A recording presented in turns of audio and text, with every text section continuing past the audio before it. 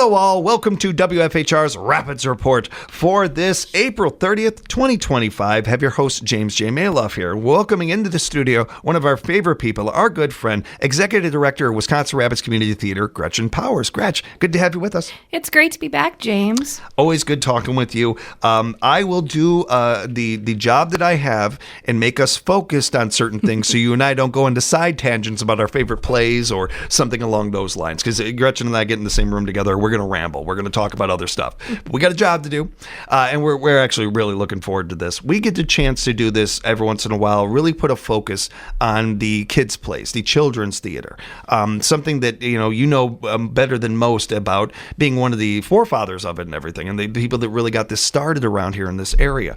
I want to dive into the plays that are available for these kids and get into a little bit about what parents and kids should know if they want to audition and some of that. So let's kick off right away with the plays, Gretch. All right. So this year we're doing something very different. We've always kind of just done one or two shows and had a lot of kids come. And last year we had 64 kids in Newsies. That's amazing. And it was ages 8 to 18. And it was amazing and wonderful. But I feel like the one downside of that is that you lose the ability to get more out of it with all those kids in it. And so one thing that we've decided to do is break it apart into different age groups and do things that are more focused on their abilities, basically. So the first show will be ages 8 to 11, and we are doing a musical called Disney's Dare to Dream. And then our teens, ages 12 through 19, let me point that out there, is that we're also allowing kids who are in college for their first year to come back to make them feel like they always have a home here. And so ages 12 to 19 are doing the school edition of West Side Story. I did my homework, I swear, everybody, before this. I have to admit, I missed the ages 12 through 19 thing. And you said that, Gretchen, my heart started to sing. That's beautiful. What a great idea. Kudos to you guys. That's a really cool idea. And a very smart idea is that latter part you said that about bringing kids back. And they come back, they're going to promote the theater, they're going to talk about the theater, maybe bring new people to the theater. Very smart idea. That's really cool. I like that. Yeah, but there's some kids that it's just, I hate seeing them go away, and I always want them to come back. And, if when they graduate from college, I'd love for them to make WRCT their home as well. It's also just great because we picked a show that has a little bit more sensitive topics. And so having those 8 to 11-year-olds in that show wouldn't make any sense at all. Yeah. So they get the fun Disney, lots of songs, lots of singing, lots of dance and bright colors. And the teens get to tell a story with a wonderful message. And a poignant one, too. One that is still, applicable today. Yeah, and it's something that we can never stop learning from. The main message is to not hate, especially because of your race or your color. There are actually, it's kind of interesting. I've heard some teenagers talking, well, I'm not auditioning for that because that show promotes racism. And I'm like, okay, let's slow the bus down here, because that show is the opposite of promotion of racism. It literally is teaching you that there were these problems at another point in history, because it does take place in the 1950s, 60s. And that problem is not gone yet. And we need constant reminders that you need to love, that you should not hate. So it's not only still relevant to us here in our area or anything like that. It's still relevant around the world. That's why they did a remake of the movie, because it was still poignant. Producers, directors, all these people decided that this is still poignant today and did it. It's one of the more well-written plays too. That part of it doesn't get talked about very often, but it's a good one. And at a young age to be able to be a part of something like that, it's a feather in the cap. It's a nice thing to have on the resume, along with all the other things you were saying there, Gretchen. Yeah, Maria was one of my dream roles, and I remember when I was a child in children's theater, they would say, "Oh, we'll never do that here." Well, guess what, everyone? Nice. We are. Nice. So. Things wrap up with our kids' plays with a production by Hopo, which is very fitting. Yeah, so we also have our Hopo play, and that's a little bit more of a short time frame for people who maybe have more going on in the summer. It is not a musical. It's just, I don't want to say it's just a play because it's not just a play. It's a hilarious show called The Brothers Grimm Spectaculathon, and I read it. It has so many characters with a lot going on, and Stephanie Hirth is directing that, and she is going to do phenomenal as she always does. I would say between the two of you, there's nobody who I would rather have my kid being directed by than you or Steph. And you guys are fantastic at this, and not surprising considering you both started this. We have not lost a child yet. That's a great tagline. That's a really good tagline. Anything involving the Brothers Grimm is going to be fun and interesting.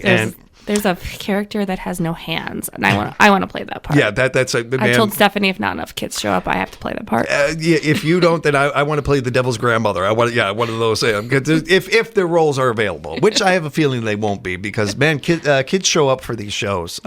We are so blown away by the amount of kids that show up to audition for these shows. And keep in mind with something like this, if you're worried about your kid having a part or something along those lines, well, there's like almost 40 characters in just this play. And these plays are designed in part. I talk about this a lot during with sports about a player's coach.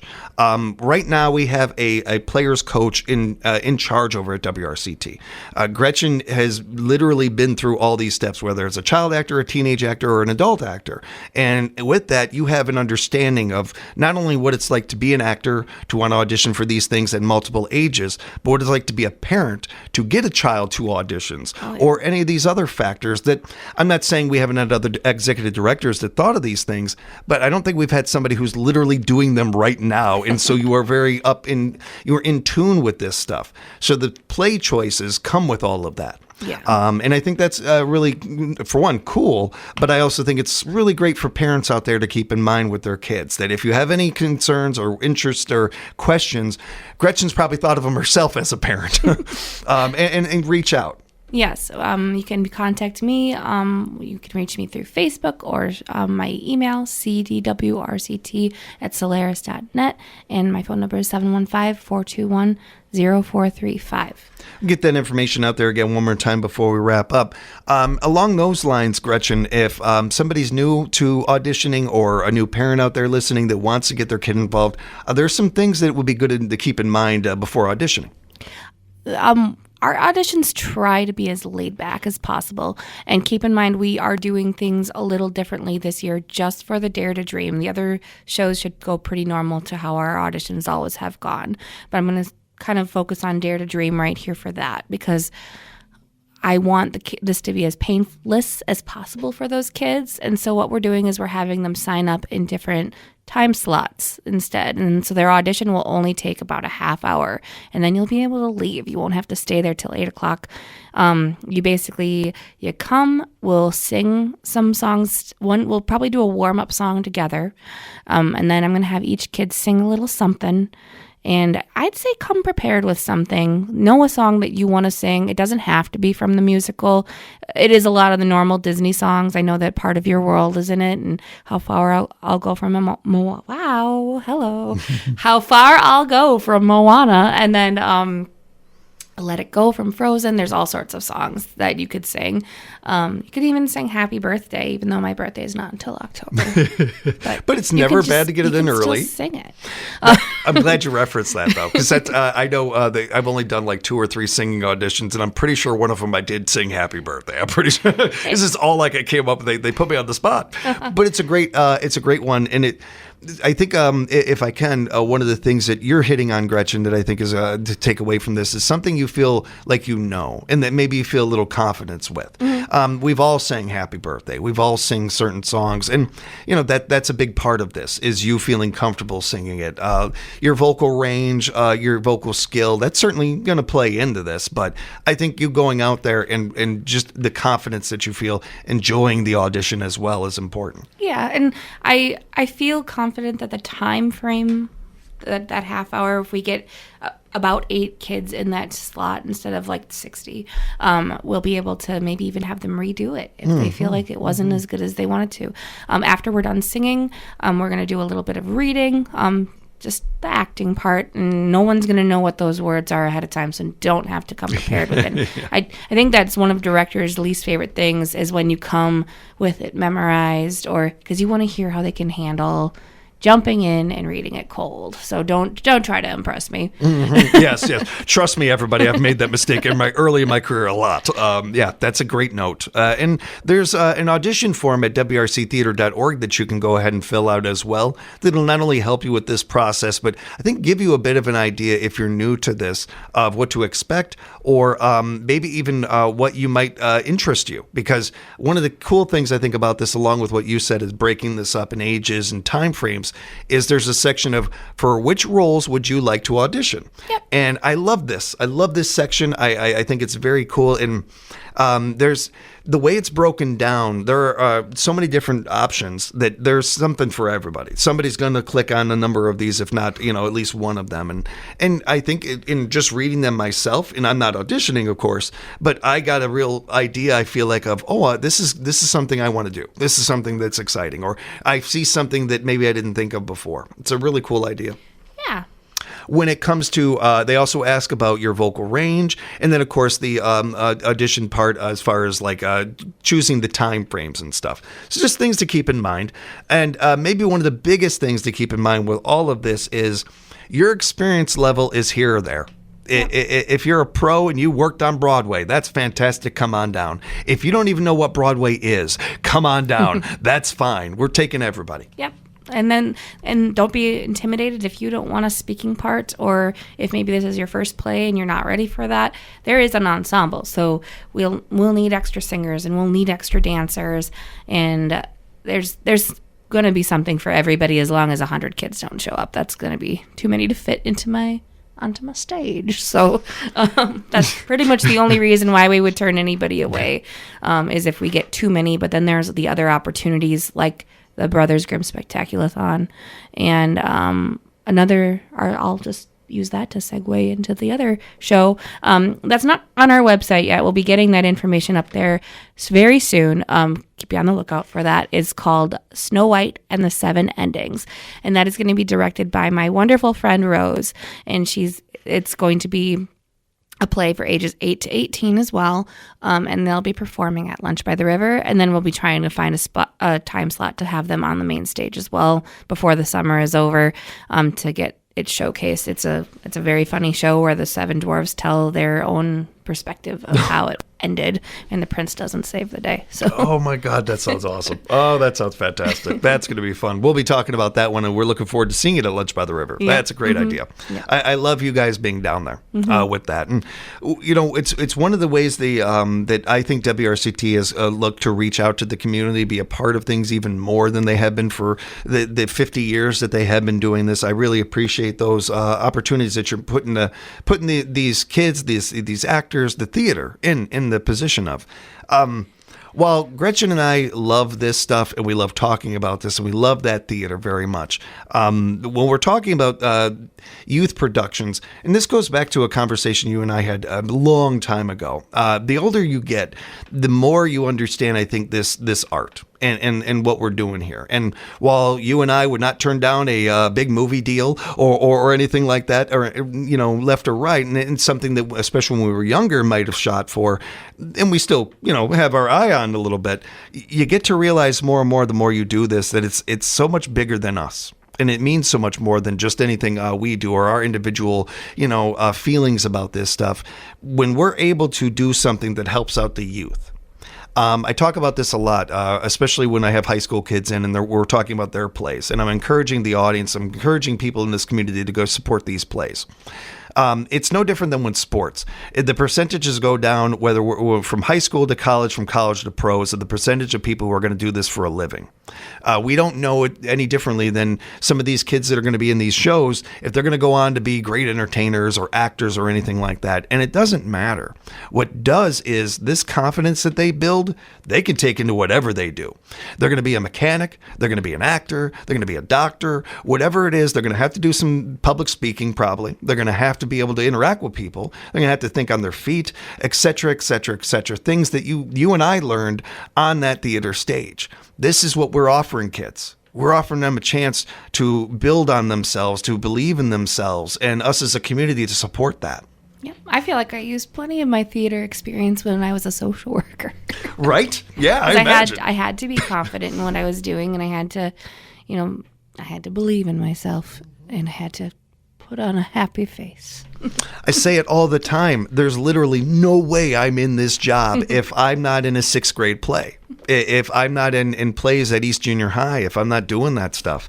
And I got very fortunate. Radio found me and took me in and everything. There's so many of my fellow actors that I know right now that are out there grinding at things. But the jobs that they're doing to make a living, to keep the lights on, are all based on skill sets that they learned when they were young. Mm-hmm. Not when they're older, but when they were young. These kids get an opportunity to do all of these things that we're talking about, along with, on top of that, the icing on the cake, maybe making new friends, getting out of the house, having some fun, enjoying themselves, getting a chance to, whether they've done 8 shows or this is their first show, getting a brand new experience that a tablet or a screen cannot give them. Yep, and our city of Wisconsin Rapids has an amazing theater.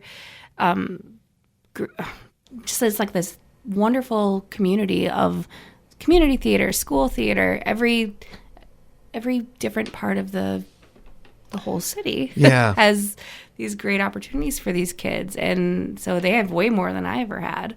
Yes. And you see these 8-year-olds coming with mountains of experience and confidence because they've been in school or at the dance recital place, and it's just so much more vamped up than it used to be. Gretchen, you just brought up something that made me think about something else. These kids are going to get older, and I'm going to have to audition against them. I take it all back. I don't want no. It's such a wonderful experience, and Gretchen and I are barely scratching the surface of positives and wonderful reasons to get your kids involved in theater.